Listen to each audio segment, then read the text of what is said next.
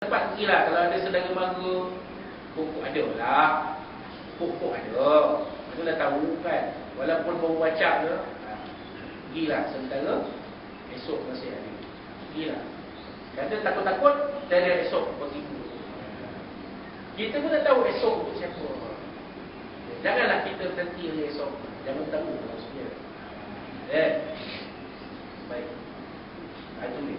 Jadi tak kira kan, masjid besar ke kecil ke, sama saja pada penilaian Allah Subhanahu wa taala.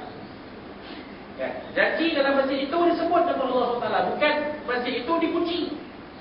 Ada masjid. Kami dapat maklumat ya. Yang agama dululah. Saya bersama agama dulu. Kita dapat maklumat ada masjid yang dikunci dan dikunci sepanjang masa, hanya dibuka untuk solat Jumaat saja. Ada. Saya kata baik betul kan. Masjid ini kita kena buka sepanjang masa yang boleh untuk orang-orang menunaikan solat, mengerjakan solat, mengingati Allah SWT. Kenapa dikunci? Takut pencuri masuk. Tak kira pencuri masuk kan? Masjid kalau berkunci bagi nak gerak pun, kalau pencuri tu lagi cerdik, dapat masuk dia. Baik buka kan? Kita serahkan, kita dah ikhtiar, kita serah, kita dah pasang CCTV dan sebagainya, barulah kita bertawakal kepada Allah Subhanahu. Kami serahkan rumahmu kepada Ya Allah. Kami dah buat segala-galanya. Pasang grill bagai grill elektrik. Kalau masuk pegang kena gaya, tak ada kod mengeletar. Nanti pasang CCTV. Kita dah ikhtiar dah untuk kemampuan kita. Kemudian kita serahkan kepada Allah Subhanahu wa ta'ala, dan kita berdoa kepada Allah. Ya Allah, selamatkanlah rumahmu Ya Allah. Janganlah ada orang-orang jahat ya menceroboh rumahmu Ya Allah. Kalau ada, jadikanlah mereka itu seperti dengan Abraha yang ingin meruntuhkan rumahmu Ya Allah, meruntuhkan Baitullah kan. Kemudian musuh yang dijak Abraha, tiba-tiba ada umum hantar bom. Mudah-mudahan kita boleh berdoa kepada Allah SWT kan. Baik. Jadi kan maksud kata Nabi SAW, seperti tempat bagi burung merpati, ialah membeda masjid walaupun besar dia sekadar besaran burung merpati dan tempat tinggal. Jadi itulah yang disebut oleh Nabi SAW. Hal ini disebut dalam riwayat lain. Maksudnya Allah akan membeda untuknya sebuah rumah yang lebih luas daripada itu. Hadis riwayat Ahmad. Jadi walaupun kecil masjid itu, tapi Allah akan bela rumah kita lebih besar daripada masjid itu. Begitu saja riwayat seterusnya yang maksudnya yang lebih utama daripada hadis riwayat Ahmad dan At-Tabrani. Jadi kita janganlah rasa-rasa rugi. Tak rugi, tak ada orang taklah rasa galat. Beza rumah besar kita ni tak ada. Allah Ta'ala tu Al-Ghani. Allah Ta'ala tu yang maha kaya. Di syurga berapa banyak rumah Allah Ta'ala buat pun tidak membengkrakkan Allah Subhanahu wa ta'ala. Allah Ta'ala tu maha kaya. Kekayaan Allah tidak ada batasnya. Kekayaan manusia ada batasnya. Walaupun manusia terkaya dalam bumi ni, Bill Gates contoh, dia pun ada batasan kekayaannya. Dia tak ada nak belanja bagian nanti. Seperti dia. Itulah bila ada tawaran pelancong ke angkasa, ada Bill Gates pergi. Tak ada. Dia fikir kalau dia pergi dia meliput benda-benda dia. Sebab kekayaannya ada batasan. Tapi Allah Ta'ala, kekayaan Allah Ta'ala tidak ada batasan. Kan? Ya? Tidak ada batasan. Allah Ta'ala tu maha kaya. Bila maha tu, maknanya tak ada batasan. Maha mengetahui. Allah Ta'ala maha mengetahui. Pengetahuan Allah, ilmu Allah tiada batasan.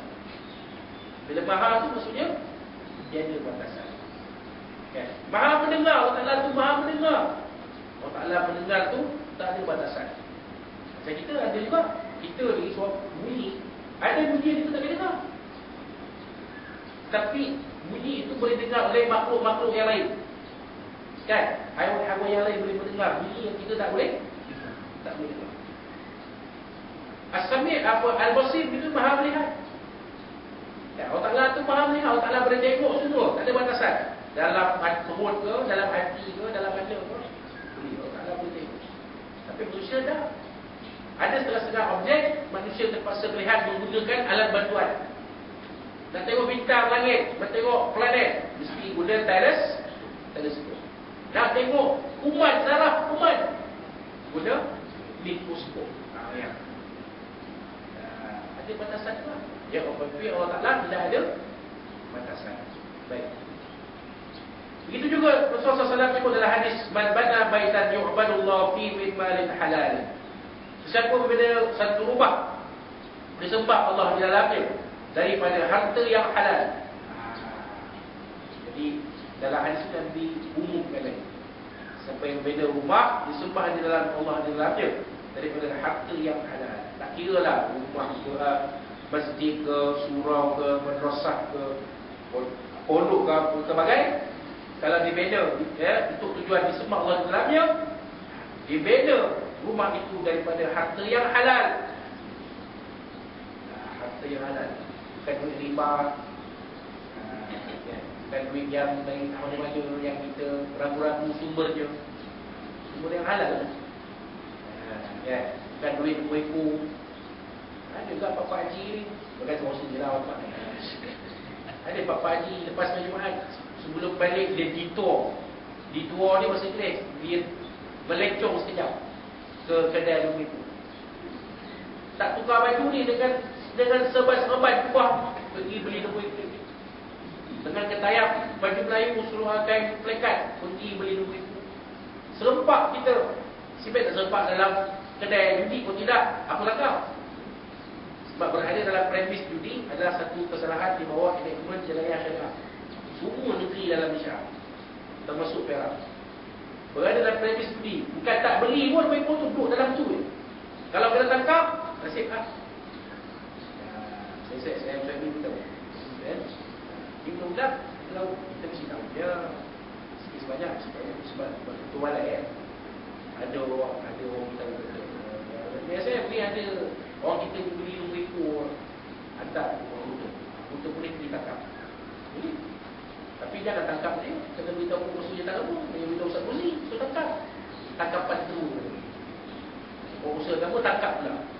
Sebab nak cas di bawah enakmen jenayah syariah, berada di dalam premis beli. Belum beli lagi, baru duduk dalam tu pun kena. Boleh kita tanya, Pak Haji kenapa lah Pak Haji bulan-bulan Ramadan dia beli RM1,000 Pak Haji? Aset ni kata orang Sudan, aset ni body ni seorang nak tengok kau dapat first prize boleh buat duit raya cucu nanti raya. Dia nak guna duit RM1,000 tu nak bagi duit raya pada cucu dia raya nanti. Jadi akak-akak nak raya sok cek bila tolong lipat-lipatkan duit masuk dalam sapu tu, tanya dengan suami kita, ni duit mana ni, duit RM1,000 ke duit nombor balas? Kalau duit nombor balas tak apa. Sebab mestilah duit balik ada. Apa tak lagi benda masjid, surau, rumah di dalam disembah Allah daripada harta yang halal. Badallahu lahu baitan fil jannah min dari wa yakut.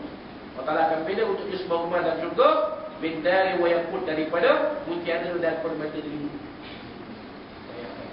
Allah Ustaz, baik Ustaz, berhutang. Jangan tanya lah, ini cerita dalam akhirat. Allah Ta'ala kalau nak bagi, Allah Ta'ala bagilah. Allah Ta'ala bina untuk kita, janganlah kita rasa pelik. Tak ada pencuri dah ambil ke? Nanti kalau bina nanti kan pencuri, tak pencuri itu semua tinggal tiang. Dalam syurga mana ada pencuri? Di dunia memang banyak pencuri, dalam syurga tak ada pencuri.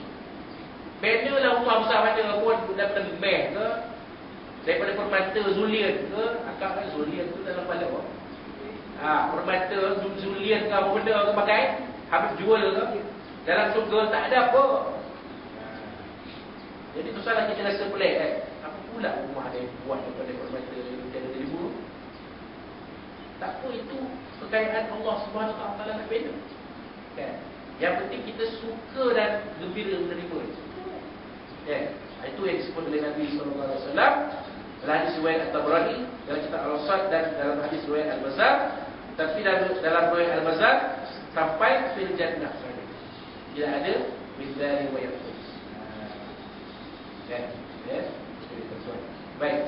Dan yang lain pula yang sebagai akhir untuk pagi ini, mana masjidan la yuridu bi riya' wa la sum'ah. Siapa yang bina masjid tidak berkenaan dengan bina masjid itu riya' dan tidak berbangga-bangga. Dia bukan bina masjid itu untuk tunjuk dia mampu, tunjuk kekayaan dia. Dia dikaya berbina masjid 3 juta. Dan dia bukan nak buat masjid itu kerana berbangga-bangga. Siapa boleh buat masjid macam tu?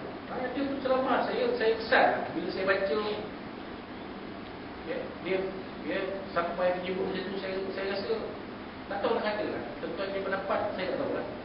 Tapi saya rasa benda itu tak sepatutnya dikeluarkan, disebut oleh seorang penceramah yang tersohor, penceramah yang hebat. Dia kata apa? Mereka mempunyai Islam itu memperlekeh-lekehkan saya.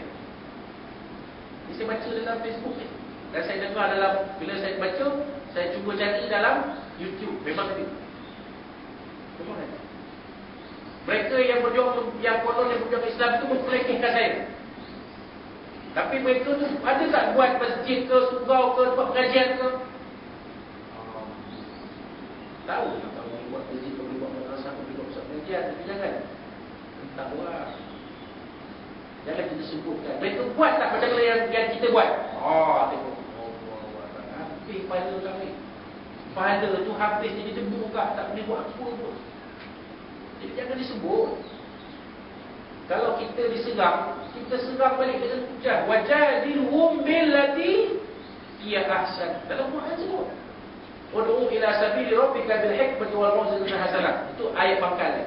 Serulah manusia kepada jalan Allah, jalan Tuhan kamu dengan hikmah. Hikmah tu diplomasi lah. Dengan cara yang lembut, kasih sayang, kasih